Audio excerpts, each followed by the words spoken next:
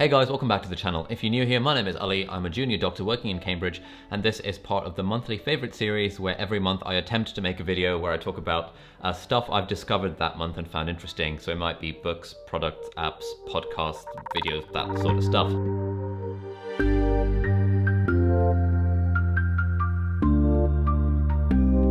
Firstly, I'm going to talk about Rosetta Stone, which is a language learning app that I've been using for the past few weeks to brush up my Japanese skills, and they are very kindly also incidentally sponsoring this video. Secondly, I'm going to talk about a new fantasy book series that I've started reading called The Stormlight Archive by Sanderson. Thirdly, I want to talk about a really inspirational YouTuber that I've been following for a while now. You might know him, his name is Kolder. And finally, I'm going to talk about a pair of wireless headphones that I've been using and sharing my thoughts on why wireless headphones are really useful. As always, timestamps in the description below. So yeah, let's just jump into it. And let's start by talking about Rosetta Stone.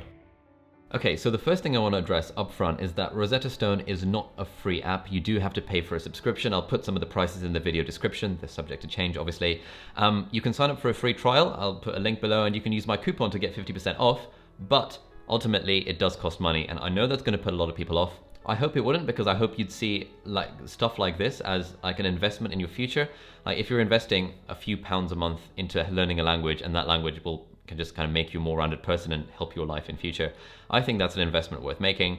But of course, I understand that not everyone is in a position where they can afford it. And if you are in that position, or if you just hate the idea of paying for anything in general, then you might want to skip ahead to some of the other stuff in this video. Although, I'm talking about a book which you have to pay for and some headphones which you have to pay for as well. So anyway, just want to address that up front. So having said that, there are basically three things that I really like about Rosetta Stone.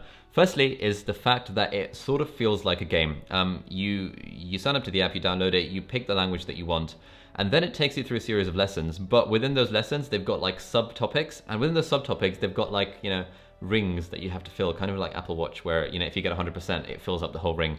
And I found that while doing these lessons, I really wanted to get 100% in every one, and therefore I was doing lessons again and again and again, and like spaced repetition, one of our favorite like study techniques, and this gamification of the language learning was really helping me. Secondly, I think the pedagogy, i.e. methodology of learning that Rosetta Stone uses is really interesting. Normally, like with other language courses that I've done for Japanese in particular, they start off with the building blocks and then try and build them up kind of from that point on. So you'd start by learning what a noun is and what a verb is, and then you'd learn some grammar, and then you'd be able to string them together.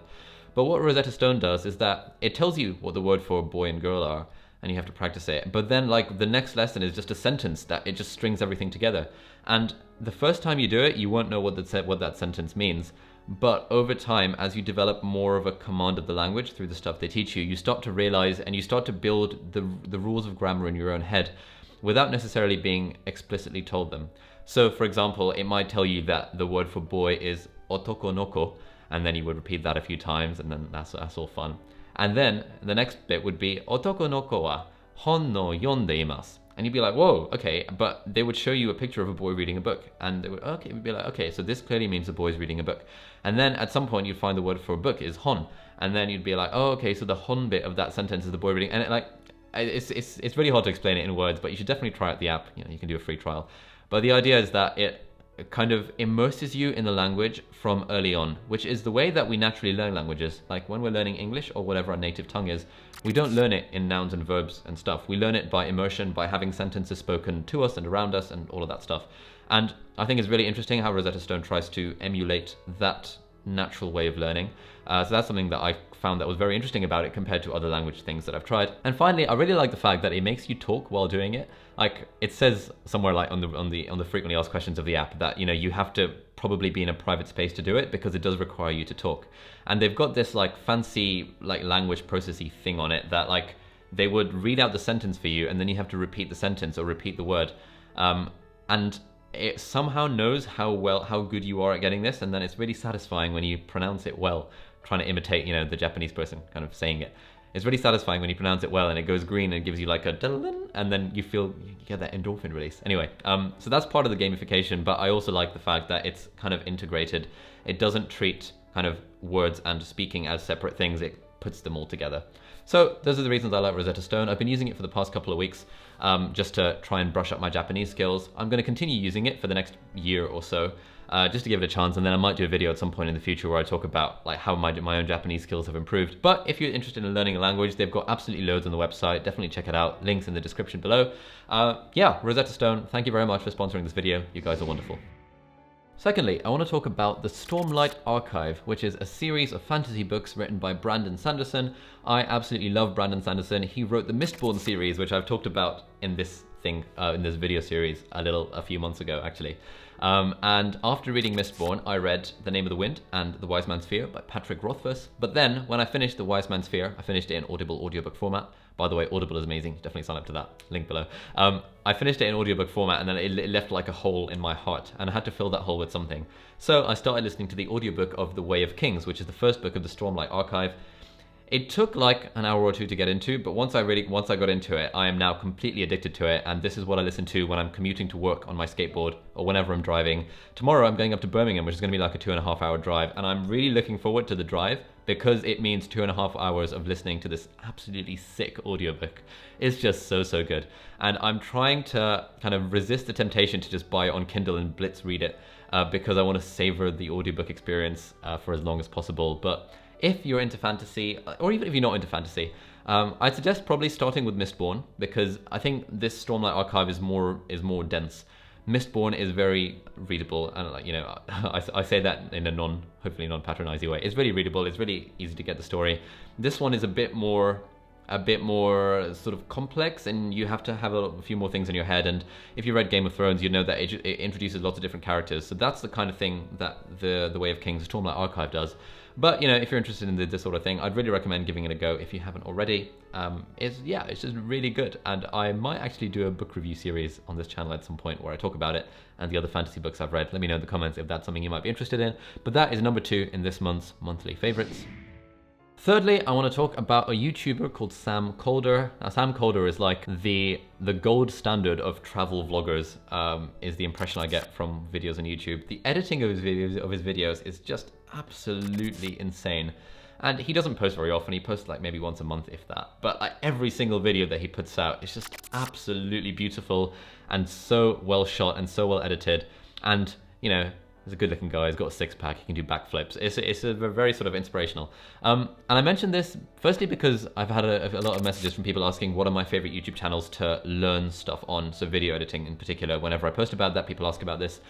And I think in general, one of the things that I like doing is whenever I'm watching a YouTube video, I like to think about what I can gain from it. Like, I almost never watch YouTube videos just for the entertainment value. If you do, and if you enjoy that, that's absolutely fine.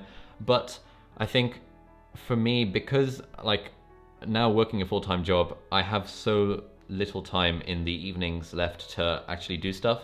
It means if I can be entertained and also learn stuff while being entertained, I think this ticks both boxes, and it's a kind of, in a way, an efficient way of having a nice time, but also learning stuff. Anyway, whenever I watch a Sam Kolder video, it teaches me so much about video editing, and I sometimes watch them multiple times. I've watched his My Year 2016 video a load of times, his Gymshark video quite a few times, because the editing techniques and the way the story is told just gives me a lot of inspiration that I can then attempt to add to my own videos. And I find myself when I'm planning vlogs now, thinking, okay, so in Sam Kolder's video of like Brazil, he had a sequence where he did this and this. Maybe I could kind of apply that technique to this video. And this is not like copying, because you're not copying like word for word what he's doing, but you are kind of taking inspiration from the techniques that he's using and that other YouTubers using and trying to apply them to your own stuff. And I often get the question of how did you get so good at video editing? Firstly, thank you if you think I'm good at video editing. I don't think I'm that good at video editing, but you know, compared to these guys at least, but I've been doing it for a year now. I've made like 150 videos. It's something that does improve over time as you just keep on doing it. But I think also watching other people and getting inspiration from them is a kind of like subconsciously it makes you become a better video editor and a better whatever you're doing, because you're getting ideas and you're putting them into practice. Anyway, Sam Kolder's videos are great. I'll link some in the description below, so please check him out if you haven't already. It's just amazing. And I've decided one of my projects for the next few months at some point is I'm going to buy a crash mat from Amazon, and I'm going to learn how to do a backflip, because like, you know, how hard can it be? And it's really cool if you can, like, you know, go to some, you know, cool place in Vietnam and you just do a kind of slow motion 120 frames per second backflip off a cliff or something. That's just absolutely sick. I really want to learn how to do that. and maybe try and become more like Sam Kolder. But yeah, that's point number 3 in this month's monthly favorites. And finally, partly because I want to introduce like tech-themed stuff to this channel more often, because the iPad videos everyone seemed to like, are this pair of headphones. These are the Beats Power Beats 3, or Power Beats Cubed. And these are headphones. So put them over your neck, stick them in, and then you have headphones. And by holding this power button on, it automatically connects to the iPhone because it's got like the fancy chip and it's got good pairing with the iPhone. So I just put these on whenever I'm going to the gym or whenever I'm going, commuting to work, and they just don't fall off. Like, you can shake your head as much as you like, and because of this like blue stuff in on the side, it just doesn't fall off. Now, why am I talking about these? I have been using the Apple AirPods for the last year, and I absolutely love the Apple AirPods. In fact, I prefer the AirPods to these, but a few weeks ago I went to a wedding in Manchester and I was wearing like a shalwar kurta, which is like got really deep pockets, and I put the AirPods in there, and then when I sat down, I think they fell out somewhere, so I've just lost them. Thankfully, I got a new MacBook Pro, and these came free with them with the education discount. So like, yeah, I've been using them and they're great. And I've been using wireless earphones since about 2 years ago, and I think they've changed my life because wireless headphones are just so much of a nicer user experience than wired headphones. Wired headphones are a real pain in the bum, and once you've done wireless, you really can't go back to wired. The reason I recommend them is because, again, I like to think of these as an investment in my future. And why are these an investment in my future? It sounds like a weird justification. I think they are because having wireless headphones means like you're reducing the friction required to listen to stuff. I.e., it becomes less of a pain in the bum to take your headphones out, plug them in, blah, blah, blah, blah. And if you can do it so easily, like if you had a chip in your head that could just, play whatever you wanted from your phone, that would be really cool because you'd be able to play audiobooks, you'd be able to play podcasts, both of which are inherently useful and teach you stuff, depending on what sort of podcast you listen to. Or you can just play music if you're just feeling a bit chill or whatever. So having a chip in your head would be a nice thing. I think wireless headphones come almost close to that. Wired headphones have too much friction. There's just so much annoyance between, this ideal of having a chip in your head and wired headphones. But I think wireless headphones are a good sort of sweet spot somewhere along that spectrum. And the reason I would spend money on wireless headphones, you can buy cheap £20 ones off Amazon, or you can get like the £150 AirPods, which I'd recommend, or you can get these. I think these are like 120, but you can get them for free with education discount, which is wonderful. The reason I'd recommend them is just because it reduces the barrier to entry, it reduces the friction required to listen to stuff on your phone. And what I do is whenever I'm listening to stuff on my phone, I'm almost never listening to music. I'm just almost exclusively listening to podcasts or audiobooks. And if having a pair of wireless headphones means I listen to, an extra hour of stuff per week, I think that's an hour that over time will multiply and, compound and add value to my life. I've gotten so much value out of podcasts like Matt D'Avella's Ground Up Show, the Tim Ferriss Show, in the Indie Hackers podcast, if you're into like making software, stuff like that. I've got so much value out of these various podcasts, and I think that partly having wireless headphones makes that a lot easier to do. So if you don't have a pair of wireless headphones, would highly recommend you invest in some. I'll put some Amazon links in the description below to stuff at different price points. Ultimately, if you had to pick one and you have the budget for it, 100% go for the AirPods if you have an iPhone, because the link between the AirPods and the iPhones is just incredible, and it's just so convenient. Yeah, love wireless headphones. Definitely get yourself a pair if you haven't already. So, thank you for watching. That brings us to the end of this month's monthly favorites video.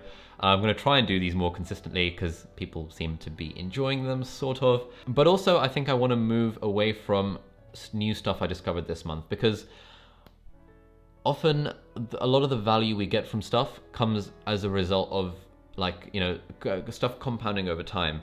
So for example, the Tim Ferriss Show, one of my favorite podcasts, would never be something new I discovered that month because I've been listening to it for years. Years? Has it been years? Yeah, I think it has been years. But I still want to talk about it in these sorts of videos. So I might move away from kind of new stuff this month and more towards generally stuff that I enjoy with some kind of monthly theme, maybe. Also, I try and do these on a monthly basis, but if you want to hear from me more often than that, you might not know I have a weekly email newsletter where every Sunday I try in the mornings, but every Sunday without fail for the last 17 weeks, 18 weeks. How many months is that? That's almost 5 months. Every Sunday without fail for the last 5 months, I've been sending out a weekly email, and in that email I give a little snippet of life advice or something I've learned or something I've discovered that week that's can be relevant to some people, and I also sometimes include links to interesting things I've discovered. So that's kind of a more real-time monthly or weekly favorites sort of thing if you're into that. I'll put a link in the description over here. It's on my website, aliabdaal.com, which you can check out if you feel like it. Anyway, thank you very much for watching this video. Thanks again to Rosetta Stone for sponsoring it. You guys are great. If you liked the video, please give it a thumbs up. If you haven't subscribed to the channel, please consider doing so. Have a lovely day, and I will see you in the next video. Good night.